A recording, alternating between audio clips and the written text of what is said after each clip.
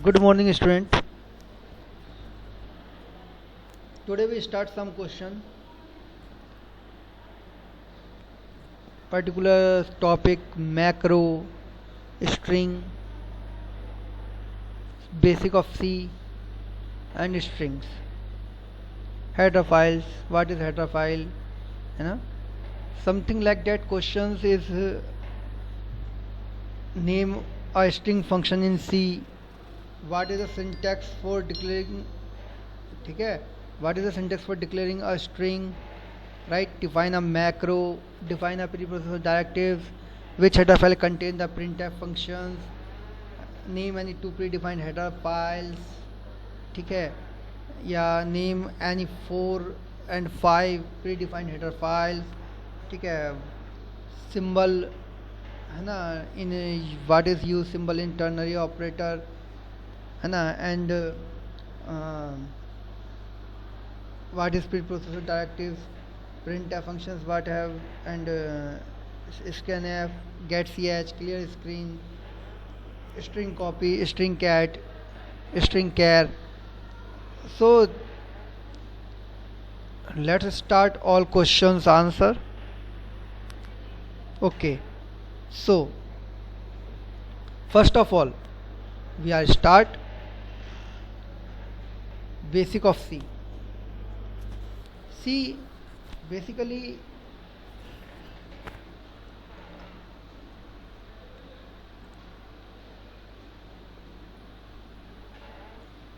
C is a general purpose procedural and middle level programming language used for developing computer software, system programming, application games and more. C developed by Dennis Ritchie at Bell Laboratories in 1972. Initially, it was created for programming the Unix operating systems, bridge the gap between low-level programming closer to hardware and machine code and high-level programming closer to human readable code. ठीक है, referred as the mother of all programming language because it is influenced many modern programming languages like C++, Java, Python and Go. C programs are platform independent. It means code can be compiled and run on different systems with minimal modifications. ठीक है, and does not require heavy runtime environment or libraries, making it ideal for low resources systems.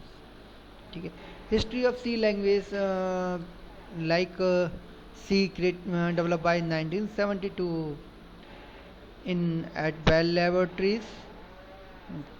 ठीक है, earlier history of C like nearby about 1972 era to 1999 and then characteristic of C language. C is a programming language with many characteristics including being fast, portable and extensible. ठीक है, ये C के कुछ features दे रखे हैं तो study कर लीजिएगा इनको. ठीक है, procedural language. In a procedural language like C, step by step, predefined instructions are carried out. C program may contain more than one function to perform a particular task. New people to programming will think that this is the only way a particular programming language works. Right? Fast and efficient. Newer languages like Java, Python offer many features than C programming language, but due to additional processing in this language, their performance rate gets down effectively. Modularity, statistical type, general purpose language, ठीक है, and a rich set of built-in operators, libraries with rich of functions. Middle level language, as a middle level language, so it has the combined form of both capabilities of a similar language and feature of the high level language.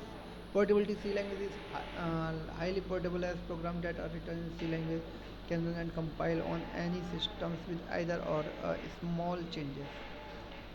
Easy to extend. Program written in C language can be extended, means when a program is already written in this, then some more features and operations can be added to it. Preprocessor directive. In almost every C program we come across, we see a few lines at the top of the program preceded by a hash sign. They are called preprocessor directives and are preprocessed by the preprocessor before actual compilation begins. The end of these lines is identified by the new line characters /n, so no semicolons is needed to terminate these lines. Preprocessor directives are mostly used in defining macros, evaluating conditional statements, source file inclusions, pragma directives, line control, error detections, etc. How to use preprocessor directives? Preprocessor directives start with the hash symbol followed by the preprocessor keywords. The hash symbol must be the first non-white space character on a line. Preprocessor directive and a new line character unless the character is backslash. List of preprocessor directives hash define. This is a very important. Used to define a macro, we are use hash define. Hash undef used to undefine a macro. जब हम macro को create करते हैं तो हम use करते हैं hash define. जब हम मैक्रो को अनडिफाइन करते हैं तो हम यूज़ करते हैं undef. Use to include a file in the source code program include. Use to include a section of code it certain macro is defined by hash define if def. If and def used to include a section of code is a certain macro is not defined by hash define. Hash if check for the specific conditions. Hash else alternate code that execute when hash if fails. ठीक है.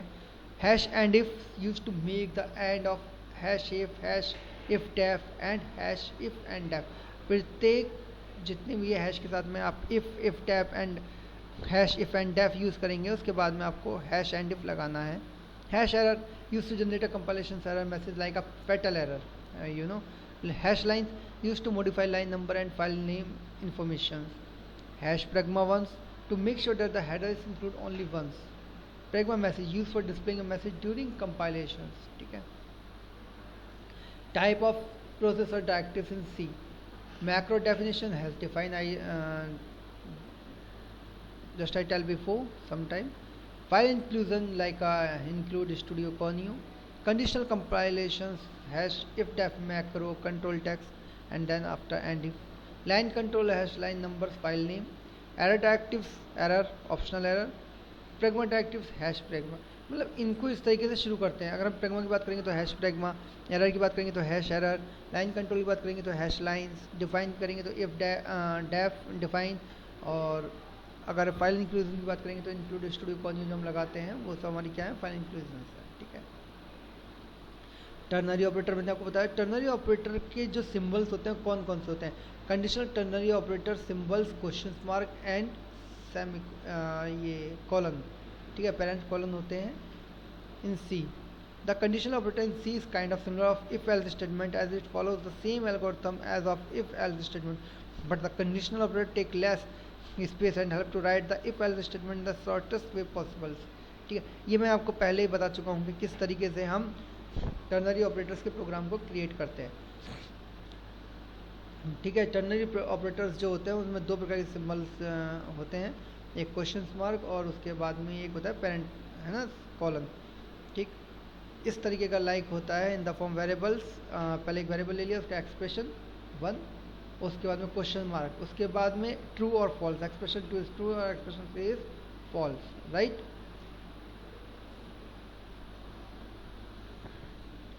Flow charts. C ternary operators का देखो एक program है यहाँ पे, hash include C program to find largest among 2. ठीक है. Hash include studio. Int main लिया, फिर इंट मेन के अंदर गए. यहाँ पे इन्होंने कहा कि इंटीजर m इक्वल टू 5 है और n इक्वल टू 4 है. अब उन्होंने देखो कंडीशन क्या लगाई है, m greater than n question. अब ट्रू और फॉल्स देखो, print F m is greater than n that is %d, greater than %d m और n. Then now print F n is greater than m that is t divide d and m return 0. अब इस condition के अंदर कहीं भी ना तो हमने इफ लगाया है ना कहीं हमने एल्स लगाया है. विदाउट इफ एल्स के हमने टर्नरी ऑपरेटर का यूज़ करते हुए कंडीशंस को अपनी फुलफिल करा दिया है. ठीक है. ये हमारी कंडीशंस है, ये ट्रू है और ये फॉल्स है. राइट. ओके. इफ एल्स और टर्नरी ऑपरेटर में क्या डिफरेंस है मैं आपको बता चुका हूँ. ठीक है. The ternary operator may sometimes be used to replace multiple lines of code with a single line. When a time it is used to replace simple if else statement. Ternary operators में जो आपका programme है वो एक line में complete हो जाता है, ठीक है, सिंगल लाइन में कंप्लीट हो जाता है, जबकि जो आपका टर्नरी ऑपरेटर में एक लाइन में कंप्लीट हो जाता है। जैसे पहले मैंने आपको बताया वेरिएबल, फिर एक्सप्रेशन वन, फिर ट्रू एंड फॉल्स, है ना, after the operate by expression one, ठीक। while both if and else conditions is apply, if conditions then print statement if block, and then after conditions not true, so then program execute next step else and condition 2 is again true, right? so की point नहीं देखने हमें। अब हम चलते हैं, एक और प्रोग्राम है इफ एल्स का। इन्होंने कहा इफ अगर एज, देखो अब यहाँ पे इफ एल्स का प्रोग्राम है, अभी सेम वही, इफ एज 18 तो रिजल्ट क्या आना चाहिए इसका, you are an adult. Else अगर ऐसा ना हो तो क्या रिजल्ट दे, you are not an adult, ठीक है। और इसी को टर्नरी ऑपरेटर में बनाना तो कैसे बनाएंगे, int result equals to age less than greater than equal to age 18। अब ये क्वेश्चन मार्क लगा दिया, यानी कि ये हमारी कंडीशन हो चुकी है। अब ये true, you are an adult और you are not an adult, ठीक है। ये कॉलन लगा रखा है इन्होंने बीच में, राइट।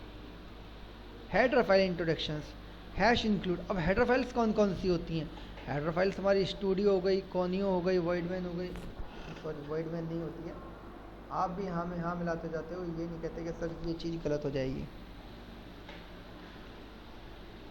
studio.h,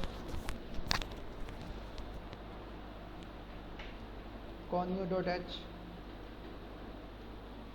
math.h,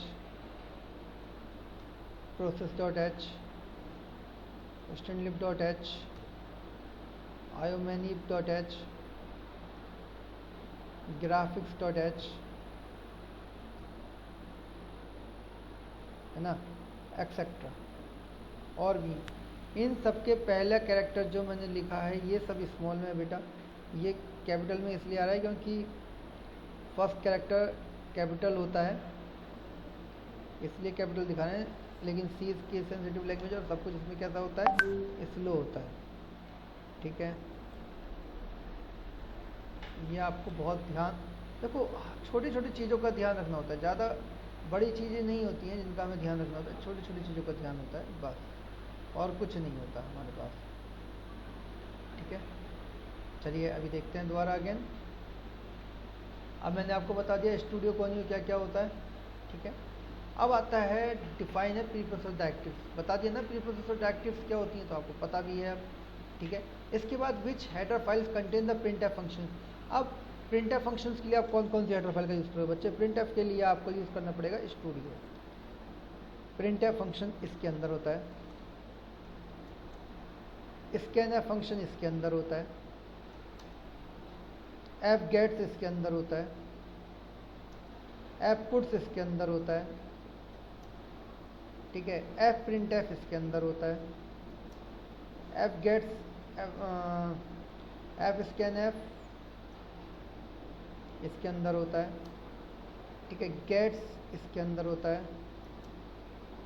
पुट्स इसके अंदर होता है। तो मतलब जितने भी फंक्शन आपके, जितने भी, देखो आप ये भी देख लें टाइम कैसे चेंज होते हैं ये सब चीज़, जितने भी फंक्शंस आपके स्टूडियो के, ठीक है, जितने भी इनपुट आउटपुट के लिए यूज़ किए जाते हैं वो सब किसके अंदर होते हैं, स्टूडियो के अंदर। प्रिंट एफ से प्रिंट होता है, स्कैन एफ से स्कैन होता है, एफ गेट्स, एफ पुट्स, ठीक है, एफ प्रिंट एफ फाइल को प्रिंट कराने के लिए, फाइल को स्कैन कराने के लिए, गेट्स और पुट्स नॉर्मली एक स्ट्रिंग को प्रिंट कराने के लिए, ठीक है। कॉनियो, कॉनियो की फुल फॉर्म क्या होती है, console input output header files, ठीक है। मैं लिख भी देता हूँ, चलिए ये भी, console input output header file, ठीक है। इसके अंदर आपके आते हैं CLR, SKR क्लियर स्क्रीन, इसके अलावा get ch, get ch e, ठीक है, लाइक दैट, ऐसे फंक्शन इसके अंदर आते हैं। स्टूडियो की फुल फॉर्म आपको पता ही होनी चाहिए, standard input output header file, ठीक है। जितनी भी ऐसी फाइल हैं, इसे कंसोल भी कह देते हैं और इसको कंट्रोल भी कह देते हैं। जितने भी ऐसे फंक्शन होंगे जो कंट्रोल करने का काम करेंगे या कंसोल पर रन करने का काम करेंगे, उनको हम कॉन्यू कहते हैं। मैथ के अंदर मैथ के फंक्शन होते हैं, चाहे वो फ्लोर हो, स्क्वायर रूट हो, ठीक है, और log x हो, जो भी फंक्शंस होंगे वो इसके अंदर हो जाएंगे, ठीक है। इसी तरीके से सभी के अपने अपने फंक्शंस हैं, ठीक। तो फंक्शंस होते हैं और इन फंक्शंस को हम कॉल करते हैं, राइट है। चलिए, इसके बाद अगर हम बात करें अपने न्यू चीज़ की तरफ जाने की, तो अब हम बात करेंगे विच फंक्शंस। देखो अभी बताया मैंने कॉन्यू का ना, कॉन्यू के लिए कौन सी हेडर फाइल यूज़ करते हैं हम? cat.ch यूज़ करते हैं? नहीं, cat.ch नहीं करते, गलत कर दिया मैंने। कॉन्यू फाइल यूज़ करते हैं। कौन सी फाइल करते हैं? कॉन्यू, ठीक है। क्लियर हो गया। अब एक क्वेश्चन हमारे पास आता है, what is the syntax for declaring a string. String को कैसे डिक्लेयर करते हैं आप लोग? स्ट्रिंग को डिक्लेयर करने के कई सारे तरीके हैं, ठीक है, आपको बताए भी हैं, ठीक। अगर मैं बात करूं मैक्रो की कि मैक्रो क्या होता है, तो आप कैसे बताओगे कि मैक्रो का काम क्या होता है? What is macro? देखो, चलते हैं इसी में आगे। देखो ये रही फाइल्स जो मैंने आपको पढ़ाया अभी, स्टूडियो, कॉन्यू, स्ट्रिंग का क्या काम है, एरर का क्या काम है, स्लॉट का क्या काम है, सी टाइप का क्या काम है, ये सारी फाइलें इसके अंदर, ठीक है। अच्छा हाँ, एक और चीज़ देखो, इसने एक काम कहा कि आपने एक स्ट्रिंग फंक्शंस लिया, कमांड चलाई, स्ट्रिंग को ऐसे डिफाइन कर रहे हैं आप, कैरेक्टर के अंदर आपने वेरिएबल नाम डाला, उसके बाद में आपने उसका साइज़ दे दिया, ठीक है। अब देखो यहाँ पर मैं आपको एक और चीज़ बताता हूँ, जैसे आपने करा अभी, इसी के अकॉर्डिंग मैंने इतनी सारी फाइलें बनाई थी ये, ठीक है। ये जितनी भी फाइलें थी, मैं इनको एक बार कॉपी कर लेता हूँ, Ctrl+C, और इनको फिर ले जाता हूँ एक नीचे थोड़ा सा यहाँ, और यहाँ पे देखेंगे आप Ctrl+V, इसके अंदर से मैं ये सारे फंक्शंस गायब कर देता हूँ, है ना, और ये सारी चीज़ें गायब कर देता हूँ मैं इनके अंदर से, और ये मैंने गायब कर दी। ये जितनी भी फाइलें हैं मैंने अभी आपको बताई थी, सारी फाइलें क्या हैं हमारी? फाइल इंक्लूजन, है ना। क्यों है ये फाइल इंक्लूजन? क्योंकि इन सब के पीछे हमें क्या लगाना है? हैश इंक्लूड, यही तो लगता है, राइट। जिसके पीछे आप हैश इंक्लूड लगा देंगे वो सब आपका इस तरीके से वर्किंग करने लगेगा। ये सारी जो हेडर फाइल है हमारी, ये सारी की सारी यूज़र के द्वारा बनाई हुई नहीं है, ये सब सिस्टम के द्वारा बनाई हुई है, इसलिए इन्हें फाइल इंक्लूजन कहते हैं। इसमें आप कुछ चेंज नहीं कर सकते, ठीक है। आपको एक फ़ाइल मिल गई, बस आपको वो फाइल को बना के रखना है अपने पास। अब देखिए, इस फाइल का हम क्या कर सकते हैं, यूज़र हेडर फाइल्स कैसे बनती हैं। मैंने आपको बता रखा है यूज़र हेडर फाइल्स कैसे बनती हैं, सभी को बता रखा है, और कोई भी ऐसा नहीं होगा जो ये कहेगा कि मुझे नहीं बताया, ठीक है। एवरीवन, सही कह रहा हूँ ना मैं? बिल्कुल। अब इस फाइल इंक्लूजन को अगर मुझे बनाना है क्या, user header file, user define, ठीक है, तो इसके लिए बस मुझे कुछ नहीं करना है। अगर मुझे यूज़र डिफाइन हेडर फाइल बनानी है तो मैं क्या काम करूँगा, मैं इस फाइल को सेव कर दूँगा, ये सारी फाइलें एक फ़ाइल के अंदर डाल दूँगा और उसको एक नाम दूँगा। जैसे मैंने एक फ़ाइल का नाम दिया unit.h, ठीक है, unit.h मैंने इसको नाम दे दिया। अब जब मैंने unit.h फाइल को नाम दे दिया, तो इस फाइल के अंदर ये सारी फाइल है, ठीक है। अब अगर मैं एक प्रोग्राम नॉर्मल बनाता हूँ, सपोज करो मैंने एक प्रोग्राम बनाया यहाँ पे इंक्लूड, और मैं अब इसके अंदर अपनी फाइल लिख देता हूँ unit.h, ठीक है। तो अब आप ये मान के चलो, अगर मैंने ये फाइल लिखी है तो ये जितनी भी फाइल हैं, स्टूडियो, कॉन्यू, मैथ, प्रोसेस, स्टैंडली, बायोमेनिक, ग्राफिक्स, ये सब इसके अंदर क्या है, इंक्लूड हो चुकी हैं, ठीक है। चलिए मैं आपको एक और इसको करके भी दिखाता हूँ जल्दी से फटाफट। टर्बो सी बोलते हैं, दिखा देते हैं कैसे होगा, एक बार आप जरूर देखें, ध्यान लगाएं इस पर। बस ये आखिरी प्रोग्राम होगा, इसके बाद बाकी हम बाद में करेंगे। चलिए देखिए, hash include studio.h, hash include convo.h, hash include string.h, hash include student.h।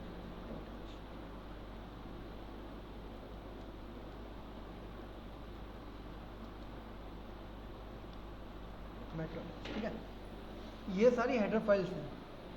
और ये कहाँ देखने को मिलेंगे आपको? हेल्प के अंदर जाइए, आप टॉपिक सर्च कीजिए, जो भी फाइल आप देखेंगे आपको मिल जाएगी। ये string.h, ये इसके सारे फंक्शन है string.h के, ठीक है।